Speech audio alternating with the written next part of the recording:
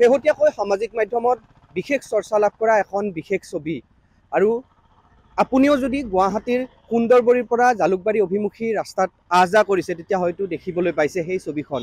আমি ND24 দৰ্শকসকলক সেই ছবিখন প্ৰথমে দেখুৱাই লোৱাৰ চেষ্টা কৰিছোঁ। এয়া হৈছে গুৱাহাটী বিশ্ববিদ্যালয়ৰ দেৱালত অংকন কৰা এখন ছবি।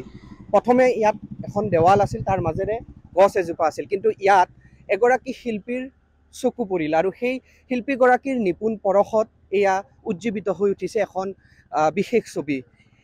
হৰিণা এটাৰ ৰূপ দিয়া হৈছে আৰু বিশেষ ছবিখন আমি ND24 দৰ্শকসকলক এই মুহূৰ্তত দেখুৱাবলৈ চেষ্টা কৰিছোঁ। আৰু যিগৰাকী শিল্পীয়ে এই তেখেতৰ হাতৰ পৰশত এই ছবিখন প্ৰাণ পাই উঠিছে, তেখেত আমাৰ মাজত আছে আৰু তেখেতৰ লগত কিছু কথা পতাৰ চেষ্টা কৰিম। আচলতে তেওঁৰ মনলৈ কেনেধৰণে আহিল, কাৰণ বহু লোক এই পথেৰে আহ যাহ কৰিছে, বহু লোক আহ যাহ কৰিছে দেখিছেও, কিন্তু তেওঁৰ মনলৈ সেই প্ৰশ্নটো কেনেধৰণে আহিল বা সেই যি গছজোপা, ইয়াতে বৃহৎ একজোপা গছ আৰু ৱালখনৰ মাজেৰে তেওঁ কেনেধৰণে মনলৈ আহিল যে তাত এখন ছবি আঁকিব পাৰি বা হৰিণা এটা তাত অংকন কৰিব পাৰি।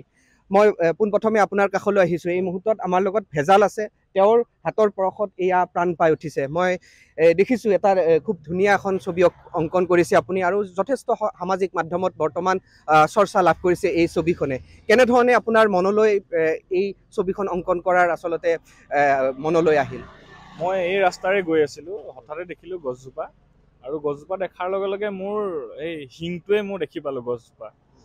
সেইবাবে হৰিণাটো আঁকি দিলোঁ আৰু খুব কম সময়ৰ ভিতৰত, 2 ঘণ্টামান লাগিলে। আঁকি তাৰপিছত গুচি গ'লোঁ।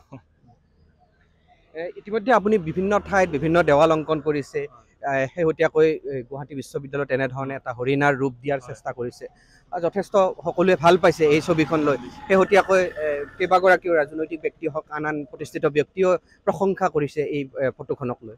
হয়, সকলোৱে মৰম দিছে। মানে মোৰ আচলতে ষ্ট্ৰীট আৰ্টটো মই মানুহৰ লগত কানেক্ট হ'বই বিচাৰোঁ। মোৰ মনৰ অনুভৱবিলাক যাতে বেলেগ এজন মানুহৰ ৰাস্তাৰে পাৰ হৈ গ'লে মানে কথা পাতিব পাৰে, আৰু সেইকাৰণে চাগে এই ছবিখনে সকলোৰে মনত সাজ বহুৱাইছে, সেইবাবে সকলোৱে ইমান ধৰি লওক আগবঢ়াই দিছে। কেতিয়া আঁকিছিলে এই ছবিখন? 4 দিন হ'ল। 4 দিন হ'ল। মই পাছবেলা সময়ত আৰু 3মান বজাত আঁকিছিলোঁ। ইতিমধ্যে আপুনি যিহেতু গুৱাহাটীৰ বিভিন্ন স্থানত বিভিন্ন দেৱাল অংকন কৰিছে, ৰাজ্যৰ বিভিন্ন প্ৰান্ততো কৰিছে, শেহতীয়াকৈ আপুনি জালুকবাৰীতো বৰেণ্য শিল্পী দীপালী বৰঠাকুৰ, অনিল পৱন তেখেতৰো ফটো অংকন কৰিছে। সেইখন অংকন কৰিছিলোঁ। বিৰাটেই মোৰে ভাল লগা এখন ছবি, নিজে কাষ্টমাইজ কৰিছিলোঁ তেওঁলোক দুজনক লৈ। খালি সেইখন বৰ্তমান এতিয়া নাই, সেইবাবে মনটো দুখ লাগে কেতিয়াবা সেইফালে অহা যোৱা কৰিলে। আনুকালে অহা যোৱা কৰিলে সদায় এপাক চাই যাওঁ, কিন্তু আজিকালি নাথাকে কাৰণে মনটো বেয়া লাগে।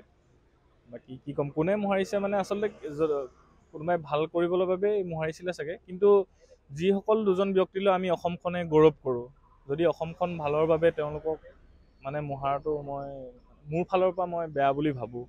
সেইকাৰণে অনাগত দিনতো ভাল মানুহবিলাকক যাতে আমি বেলেগ প্ৰকাৰে নোৱাৰিলেও মই মোৰ দ্বাৰা ছবি আঁকি যাতে অসমত ৰাখিব পাৰোঁ, এই চেষ্টা কৰিম।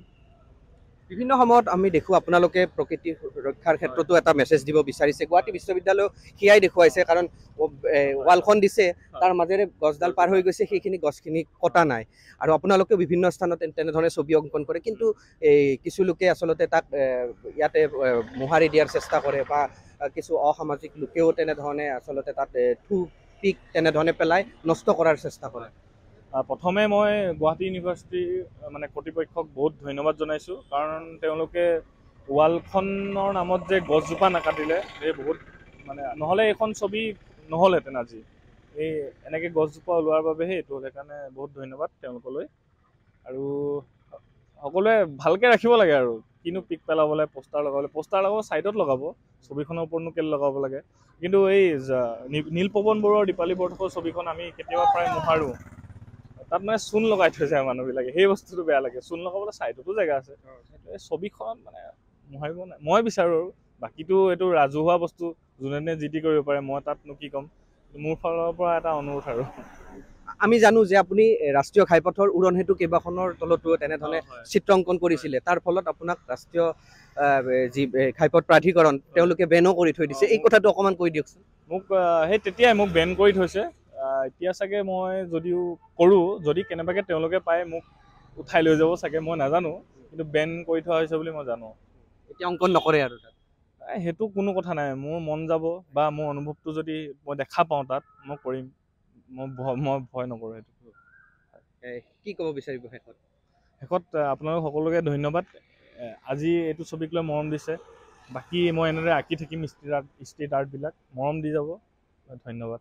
ধন্যবাদ জনাইছোঁ। আৰু এয়া আছিল চিত্ৰশিল্পী ভেজাল, আৰু তেখেতে ক'লে যে কেনেধৰণে চিত্ৰখন তেওঁৰ মনলৈ আহিল আৰু কি ধৰণে অংকন কৰিলে। আমিও ND24ৰ দৰ্শকসকলক দেখুওৱাৰ চেষ্টা কৰিলোঁ এই যিখন সামাজিক মাধ্যমত শেহতীয়াকৈ যথেষ্ট চৰ্চা লাভ কৰা ছবি, হৰিণাৰ এখন ছবি ৱালত অংকন কৰা হৈছিল, আৰু সেই ছবিখন কোনে অংকন কৰিছিল, সকলোৰে মাজত চৰ্চা লাভ কৰিছিল, তাক আমি দেখুৱাবলৈ চেষ্টা কৰিলোঁ।